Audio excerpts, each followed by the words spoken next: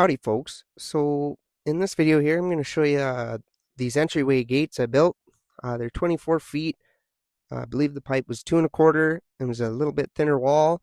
The uprights are 2.5 inch square tubing, and that's some 3x1 rectangular for aesthetics and gusset for the strength of the gate. So yeah, just kind of see where this goes and follow along.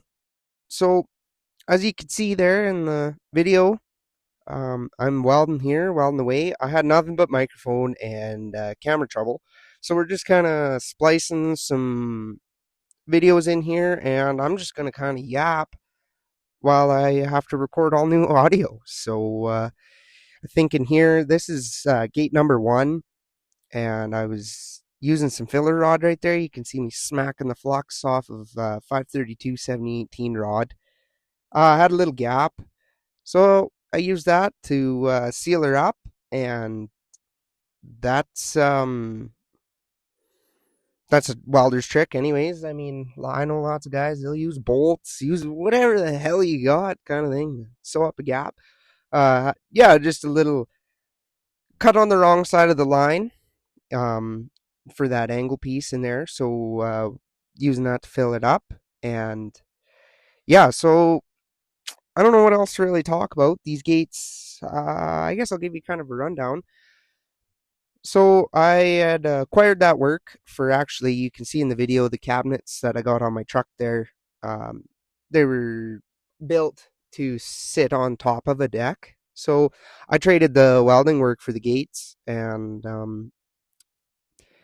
all that for these cabinets. And I'm a pretty fond believer of trading your welding work for stuff like that. Or obviously, I charge out a rate, but I figured to get those cabinets and rig up a truck. My first welding rig, the motor decided to blow up in it, so I scored this rig and found these cabinets, and here we are. So as you can see, it's well on the way. She's the same old process, looking at a nice orange puddle under a welding lid. Gives you lots of time to think. Uh, I was sharing a pretty good message while I was welding away here, and of course, microphone decided to not cooperate. So I believe I was talking about um, the aspect of just taking pride in your work. You know, I'm a firm believer if you do take a little bit longer, but you do it right the first time, it reaps more rewards, and you'll be able to take a step back and appreciate what you built. Now, I'm sure there might be a keyboard warrior that says, well, you had a gap and you had to fill it with a rod. That doesn't sound like you're taking pride in your work. Well, I understand that. We're also trying to stay within a budget, not have a whole bunch of material waste. And the gap was still sealable. And it's a welding machine. If you got to seal her up, you're still doing a nice job. It's not like I was gobbing big old holes or making a mess of it. I was making do with what I had and making it the best as I possibly could. And that's also another point too, is you always got to be thinking on the fly. You always got to, there is these factors of messing up a cut or something just not quite flanging up like it's supposed to. And that's just the part of it. That can be carpentry, that can be whatever you're doing, actually. Like, it doesn't even have to be a trade. You just got to be thinking on the fly, make sure you can problem solve every situation you're possibly in. And I've gotten pretty dang good at that. You know, I'm a pretty good problem solver. So yeah, I'm just welding away here, and I should have got maybe some better footage angles and such, but this was my first video. I just finished editing all this, so here's me running the payloader. Here you got your forklift certification. Well, I can run any forking thing. So come in here. Visibility is very poor in a payloader trying to pick up a small gate like that and not bend it or run those grapple forks into the pipe or anything like that. So picked it up like that, figuring it was going to be a little easier to get out of there. And so it was right side up.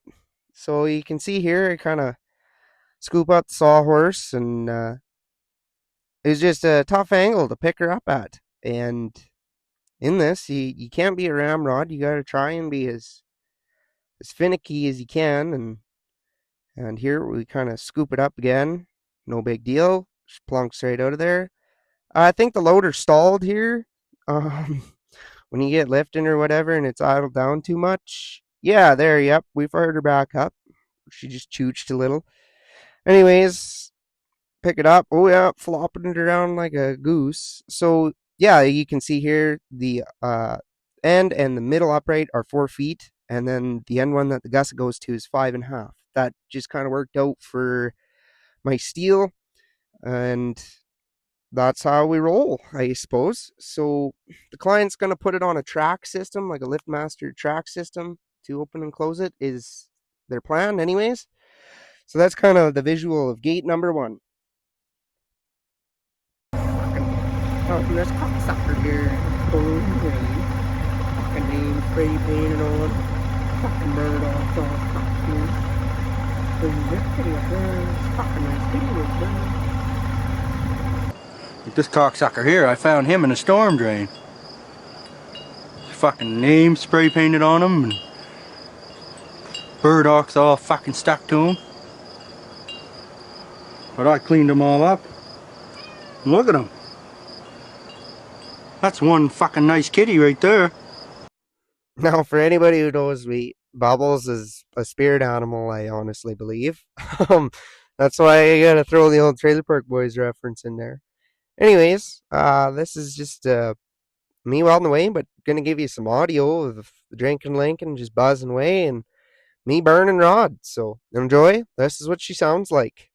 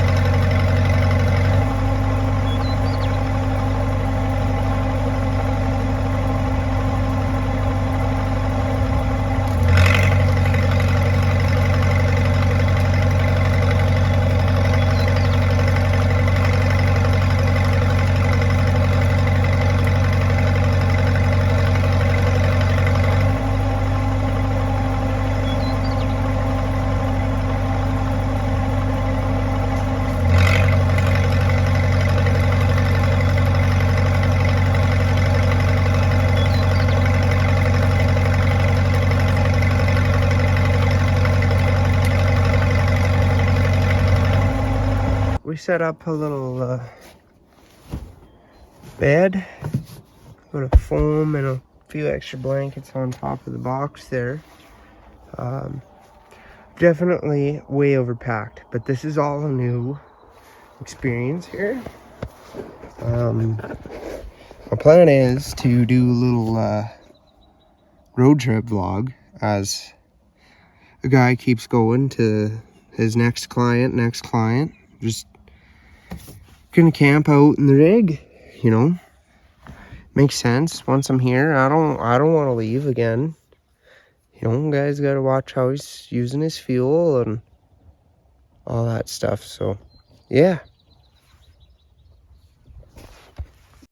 This is the finished result here. I only took 3 after photos and no progress photos. Got to work on that. If you guys like that video about the gates, bear with me. I know the footage and the voiceovers and stuff is probably a little rough, but guys, just starting. You can only get better from here, right? So if you enjoyed that, if you need any welding work done, I'm gonna throw that out here right now. I'll travel all over Alberta. I got the sleeper in the truck here, and just tour around. So if you need really whatever you need welded together, stick welded. The old drinking Lincoln is a stick welding machine. I don't have a suitcase, or it doesn't run anything like that, or a TIG torch. That might be a later on thing, right? Guys got to have goals. Guys got to start somewhere and get it rolling. So I'm gonna make a video of all the random little projects and stuff I've done along the way here and throw it as an advertisement. I will throw a contact email in my bio, and if you need any work or anything like that, give me a shout, reach out, and we can work something out. Anyways, thanks for watching. I hope you have a great day. You take care, keep your head high, and not weld between the bevels. Come on.